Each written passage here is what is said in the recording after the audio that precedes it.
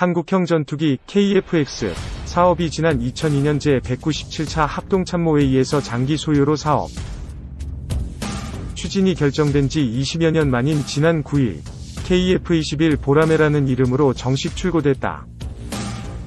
KF-X는 체계 개발에 착수한 지 5년 만에 시제기가 출고되는 기적과도 같은 속도로 개발이 진행됐다. 당초 목표는 F-16 플러스급 전투기로 설정됐으나 개발 과정에서 여러 목표가 상향 조정되면서 5세대에 필적하는 수준으로 개발됐다.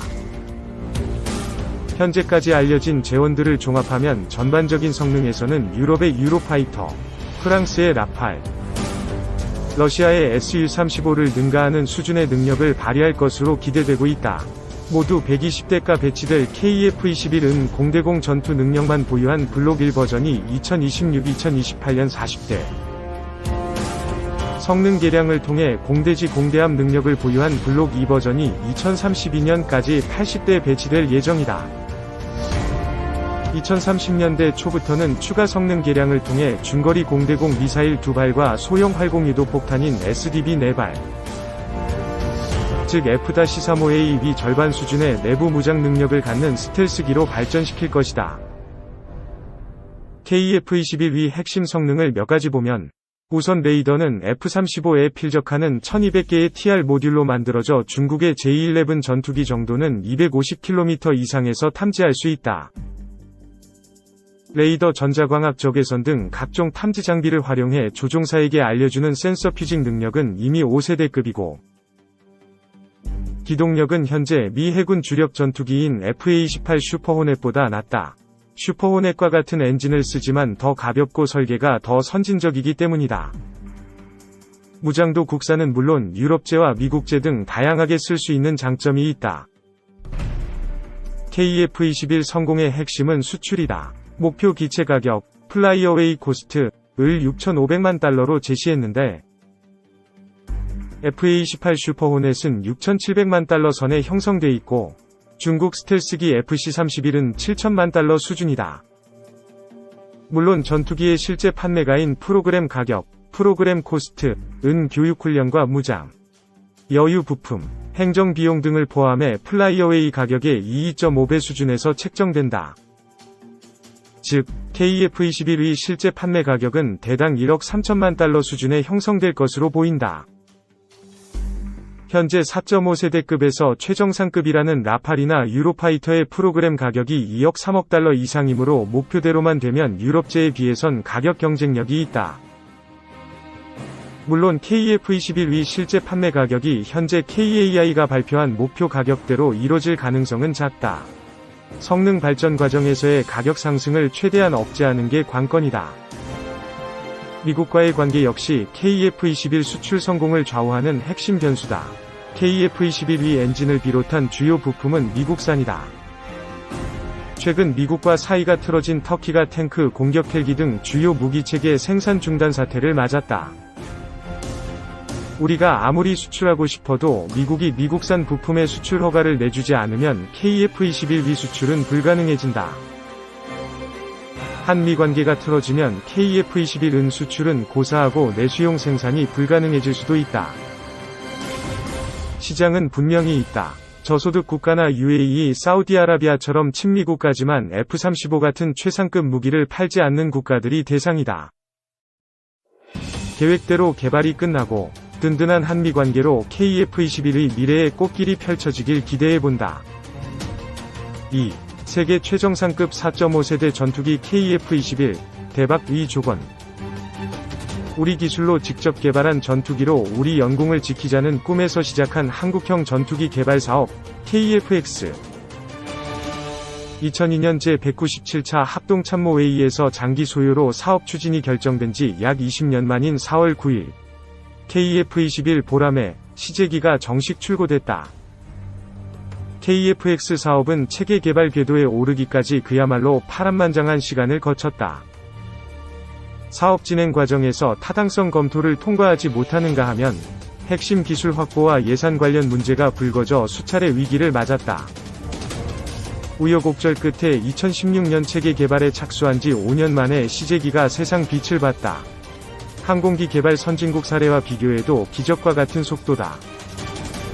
KF-21 성능 5세대 전투기의 필적. 당초 KF-X 사업의 목표는 F-16 플러스급, 즉 미국산 경전투기 F-16V 바이퍼의 성능과 비슷한 수준의 4.5세대 전투기 개발이었다.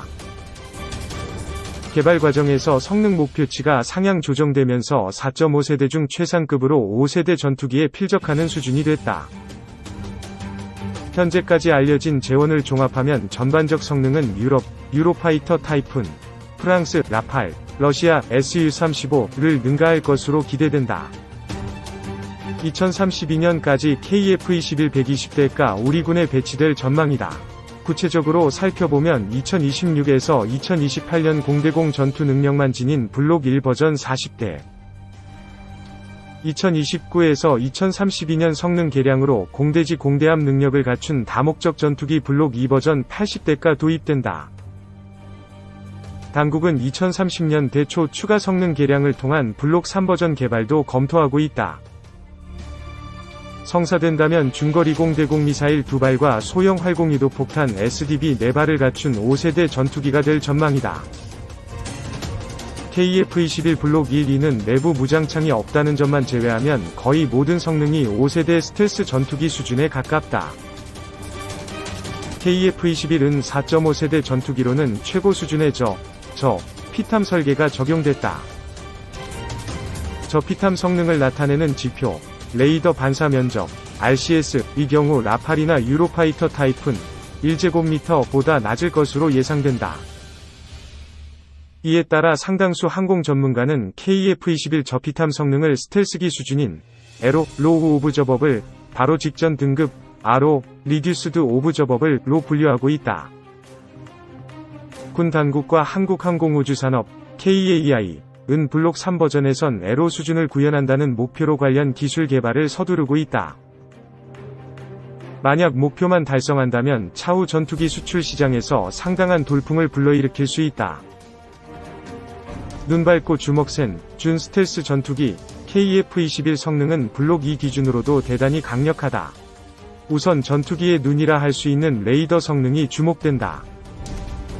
한화시스템 주도로 개발한 레이더는 최신형 전투기 무장의 표준인 능동전자주사 배열 레이더 AESA다.